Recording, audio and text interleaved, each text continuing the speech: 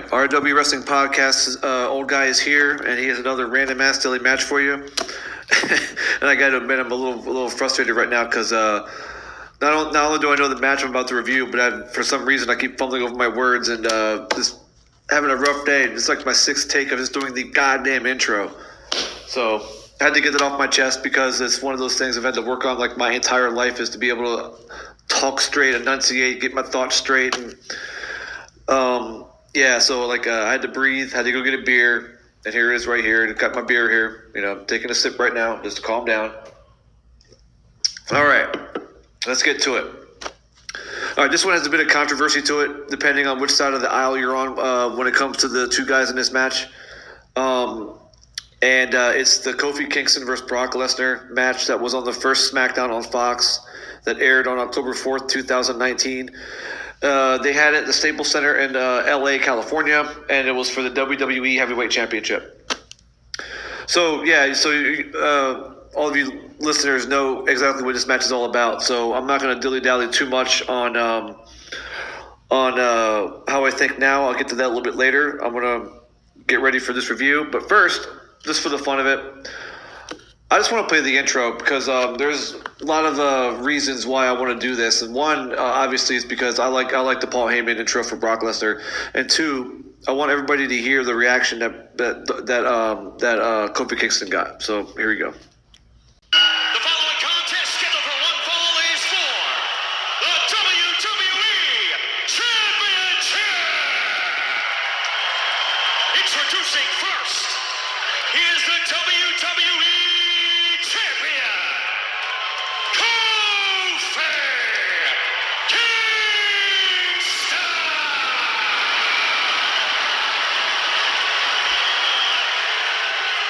And his opponent, ladies and gentlemen, my name is Paul.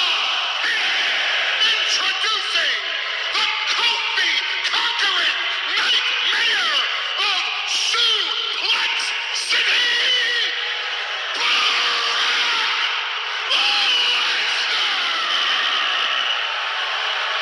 And ladies and gentlemen, it is our main event. I didn't catch that the first time. The Nightmare, like it's a more play on Nightmare. I didn't even catch that the first time. That's awesome. I wonder if, because you can see Kofi kind of like chuckling a little bit. I wonder if he caught that and thought that was kind of cool. That sounds kind of funny. All right, so the cool intros are going. Oh, by the way, I meant to ask you. So the Kofi got a pretty good pop there, I think. And that was well. Actually, I'm getting too ahead of myself. I'll talk about that later. All right. So Brock Lesnar is ready. Kofi Kingston is ready. The crowd is ready. The ref says ring the bell, and don't blink. Here we go. All right. So Kofi Kingston runs at Brock Lesnar. Lesnar catches Kingston and picks him up for the F5.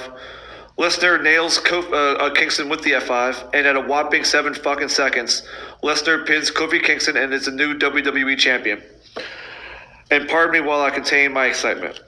All right. So as the music hits and we hear the crowd reacting, we see Mark Henry and Bill Goldberg, who are in the audience. They're sitting or standing next to each other, and the difference of reaction is telling here. So we got Mark Henry's jaw has basically hit the floor, and Bill Goldberg kind of has a smirk on his face, but he's not really showing much reaction. I'm not sure what that's about, but yeah, it's not cool. So now we're back in the ring, and Lesnar is selling his long, grueling match that he had with Kofi. I mean, he gets his arm raised in victory. I mean, he barely won the match. I mean, Kofi took him to the absolute limit here. So, I mean, Lesnar took to the limit here.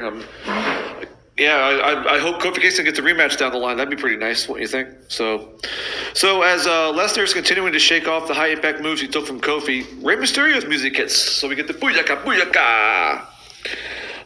So Rey Mysterio is not alone. When he walks to the stage, he has Cain Velasquez with him, and that's pretty neat, I think. I'm not sure how to feel about that now at this point, but at the time I groaned. Like, what? But I will say this. The crowd loved it. And Lesnar is in the ring, and he looks worried. As Velasquez and Mysterio walk to the ring, I learned at this point that Velasquez beat Lesnar for the UFC title years years ago. So there's a little bit of a story here, and I can appreciate that. So both Lesnar and Velasquez are in the ring. Lesnar runs at Velasquez, and Velasquez ducks a punch and then takes down Lesnar by the legs. And then Velasquez just proceeds to throw friggin' ham bones at Lesnar, roughly 10 of them, while Lesnar is just cowering on the ring. He's just covering up. And the first second Lesnar gets a chance to roll out of the ring, he does exactly that. He retreats up the ramp with Heyman, and Velasquez is in the ring saying, "Come on, Lesnar, let's go. We can do this right now." Lesnar starts back to the ring. But as he gets to the ring, or as he gets to the apron, he just kind of like starts to laugh, and he walks back up to the ramp. We get a second false start, and then Lesnar actually like leaves the ring.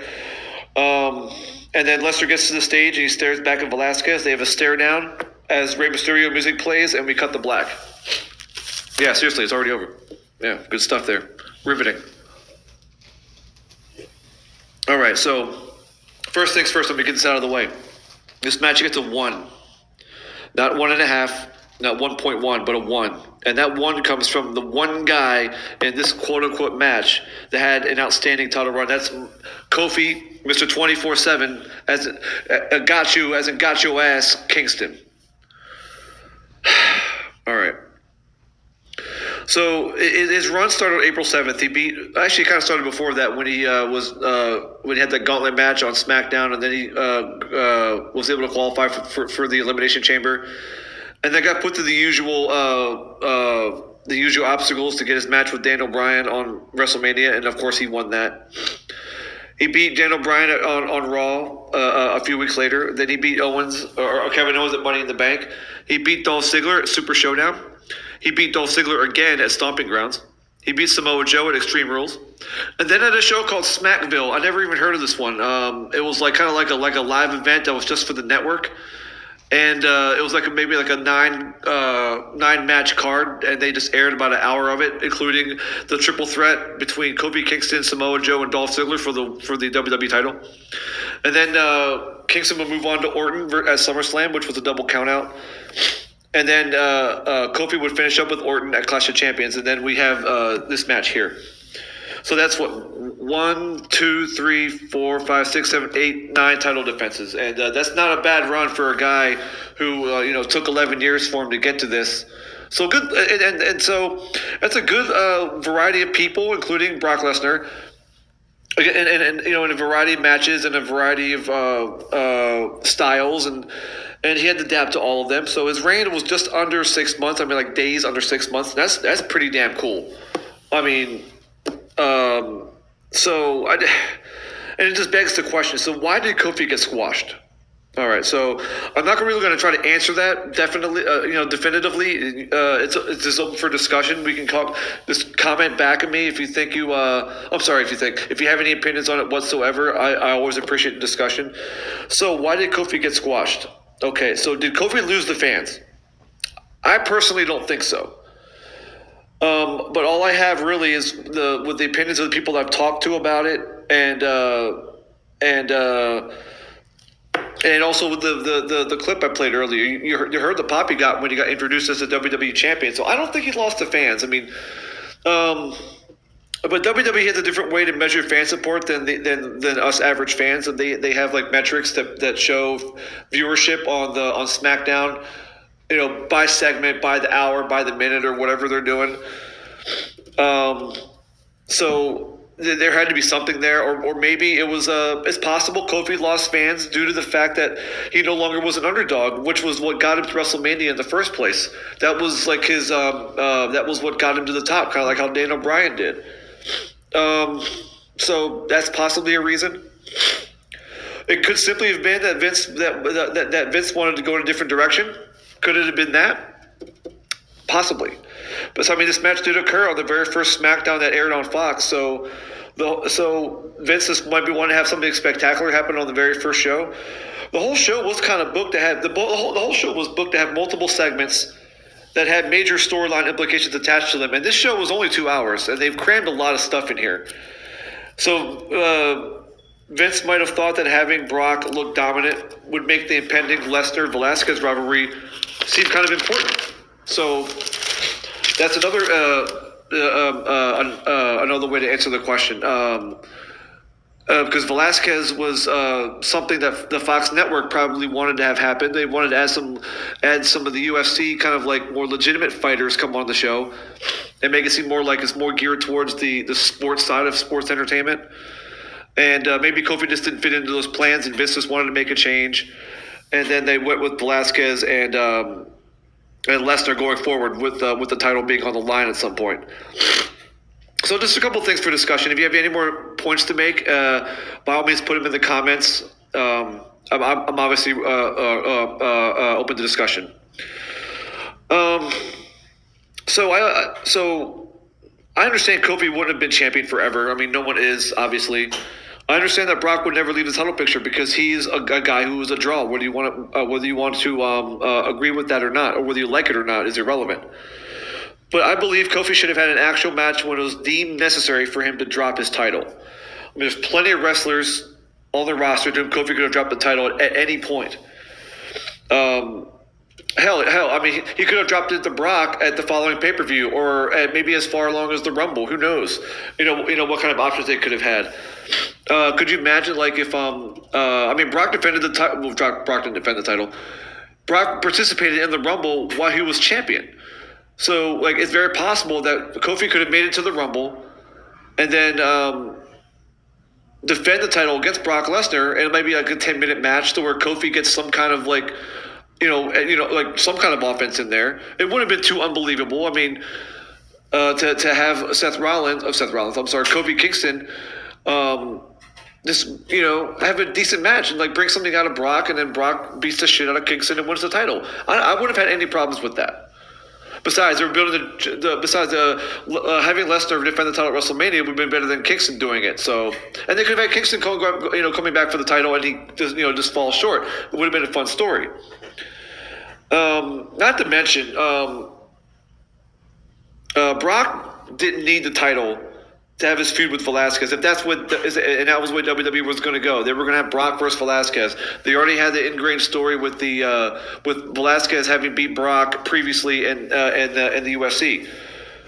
So why have the belt? Why have the belt intermixed in their feud? They don't need the title. Brock doesn't need the title to have a main event feud. He doesn't need it.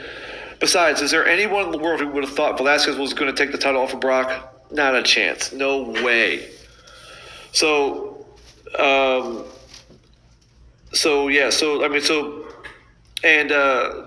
Velasquez and Brock thing was going to be kind of cool, I think, if it ever got on its own 2 feet, because like when Velasquez came out with Rey Mysterio, the crowd popped when they got in the ring and they had their confrontation. The crowd was popping for it. Now, in my experience, I was groaning about it, but I think I was more upset that Kingston just got his ass whipped in like 7 seconds.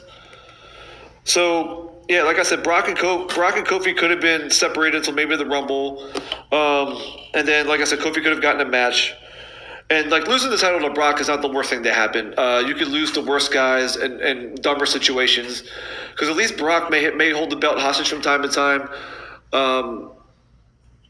He still is a draw, and like I hate to say it, he's still a draw, and he still gets people to watch him just to watch him lose, and that's how he makes his money. That's how WWE makes money off of him, and that's how Vince McMahon will get him or get people to watch WrestleMania to see him get his ass kicked at Mania, whether it's Kofi or as it were to be Drew McIntyre.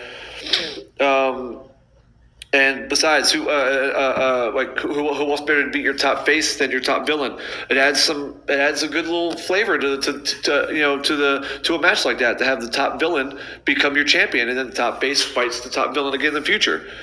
Now we wouldn't get a rematch, obviously, because Kofi got demoted back to the mid card just like that. That's where it gets a little frustrating for me, because I just don't understand that at all. Kofi was over. Get another match. I mean, like, okay, maybe the idea or the idea of like Kofi being squashed right now soured anybody else seeing a match, because what's next? Does Kofi get beaten 15 seconds? Does Kofi get like a minute? So maybe there was that reason. It's kind of hard to tell. I mean, obviously Vince isn't right here for me to ask him. It'd be nice to pick his brain about that, to ask him why he felt that was the right move. I just felt that Yeah, I just felt that Kofi should have got more than 7 seconds. He deserved it. So, Mr. 24/7, you still the man to me, and I enjoyed your title run. Your story with Orton was pretty damn good, and maybe down the line you'll get another shot at the title, and I'll be cheering you on when you do it again. So, hopefully we'll see that down the line.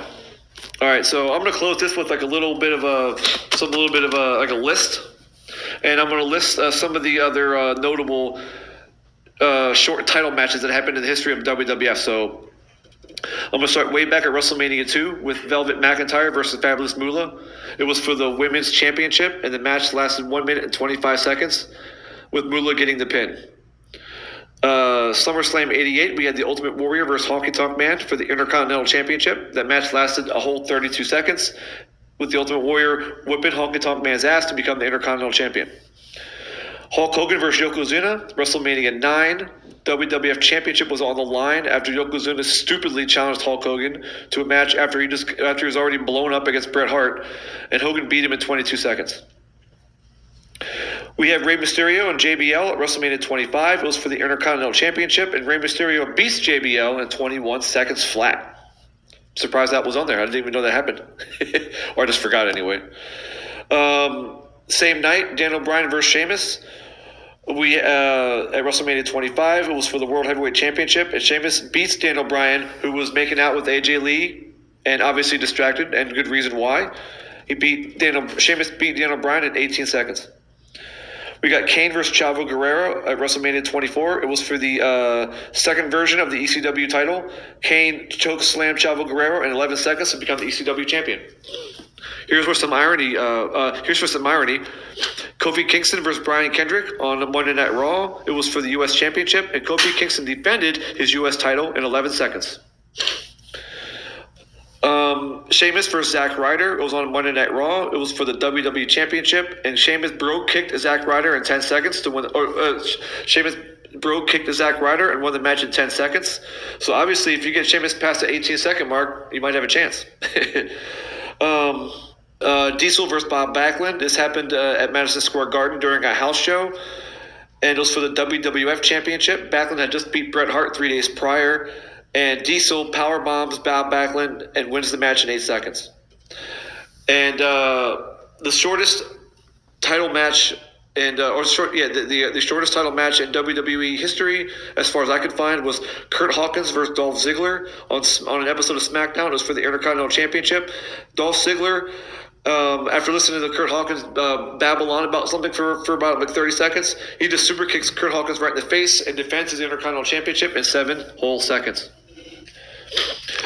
All right, so yeah, like I said, open discussion. Yeah, give me some comments. I'm sure some people have some opinions about this, about the Kofi and Brock match.